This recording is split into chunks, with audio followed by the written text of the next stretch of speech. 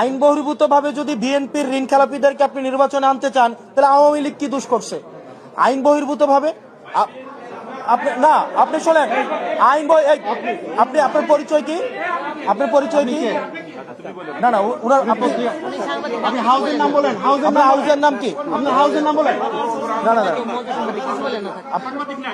আমি আমার এখানে সম্মানিত উপস্থিত আমাদের সাংবাদিক বৃন্দ যারা আছেন, আপনাদের সাংবাদিক বৃন্দ যারা আছেন, আপনাদের সাথে আমাদের পেশাদারি সম্পর্ক।